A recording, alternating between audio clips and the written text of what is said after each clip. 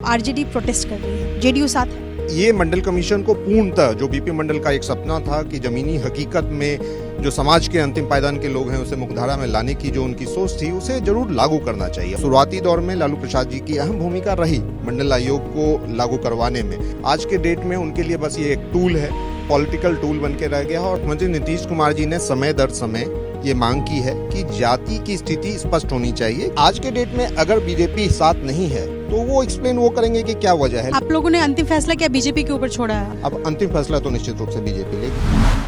एक तरफ आरजेडी जातीय जनगणना को लेकर आज विरोध प्रदर्शन कर रही है तो दूसरी तरफ मंडल आयोग में जो अनुशंसा है उसको लेकर के भी ये शक्ति प्रदर्शन है। और इस पूरे मामले पर देखा जाए तो जेडीयू कहीं ना कहीं जातीय जनगणना का तो समर्थन करती है, लेकिन मंडल आयोग को लेकर के क्या कहना है? मेरे साथ इस वक्त जेडीयू से निखिल मंडल है बात करने के लिए। सर, सबसे पहला सवाल मेरा ये है कि मंडल कमीशन को लेकर के आज आरजेडी प्रोटेस्ट कर रही है, जेडीयू साथ है।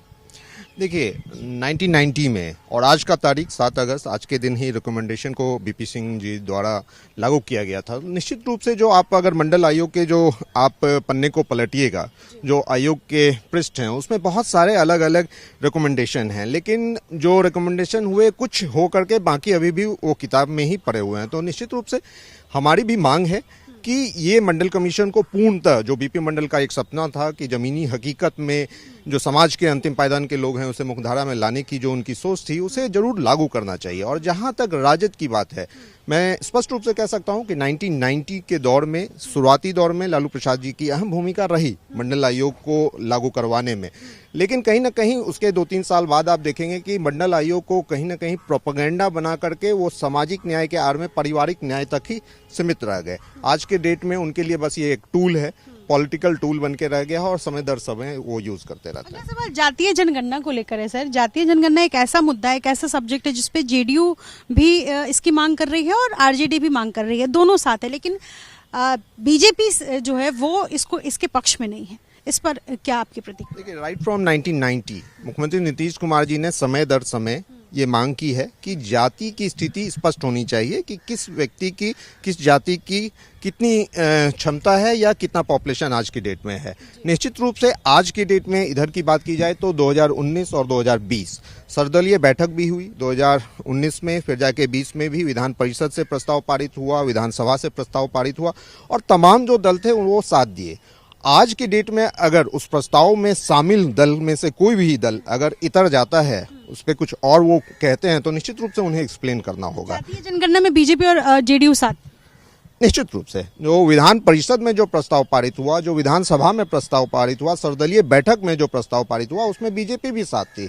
लेकिन आज के डेट में अगर बीजेपी साथ नहीं है तो वो एक्सप्लेन वो करेंगे कि क्या वजह है। लेकिन जेडीयू का शुरू से ये मांग रहा है कि जातीय जनगणना होनी ही चाहिए। उसके आधार पे हमें पता चलेगा कि किसकी क्या स्थिति है और उसी के अनुरूप हम अलग अलग योजनाओं को बेहतर तरीके से बना पाएंगे। जातीय जनगणना की जो मांग उठ रही है, इसमें कहीं ना कहीं एक ऐसी बात सामने आ रही है कि वोट बैंक आपके कितने हैं, जेडीयू के वोट बैंक सेपरेट कितने हैं और बीजेपी के वोट बैंक कितने हैं। तो आपको लगता है कि जातीय जनगणना की मांग, अगर ये सवाल उठाया जाए जेडीयू से कि जातीय जनगणना की मांग महज वोट बैंक के स्पेसिफिकेशन के लिए हो जाए?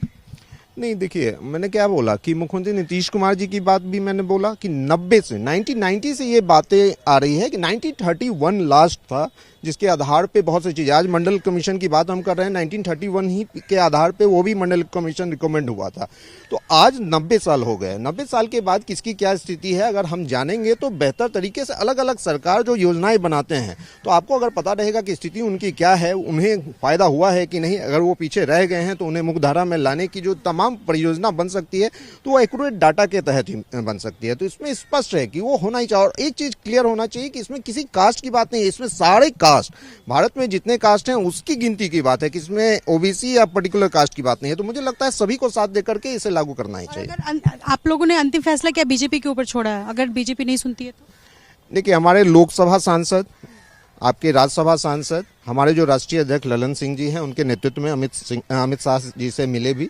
उसके अलावा मुख्यमंत्री जी ने भी पत्र लिखा है और हमारा निवेदन है कि वो साथ दें और इसे करवाएं। अब अंतिम फैसला तो निश्चित रूप से बीजेपी लेगी। ठीक है, बहुत शुक्रिया बातचीत करने के लिए। तो जाहिर सी बात है, जातीय जनगणना एक ऐसा मुद्दा है जिस पर जेडीयू और बीजेपी दोनों के जो प्रतिक्रियाएं हैं वो अलग अलग दिख रही है, लेकिन फैसला अब बीजेपी को लेना है। हालांकि बीजेपी शुरुआत से इस मुद्दे पर जेडीयू के साथ रही है, लेकिन अब कहीं ना कहीं जेडीयू इसके पक्ष में दिखाई नहीं दे रही है। अंतिम फैसला क्या होता है ये देखना होगा। सहयोगी विशाल राय के साथ यदिश्री, एबीपी न्यूज पटना।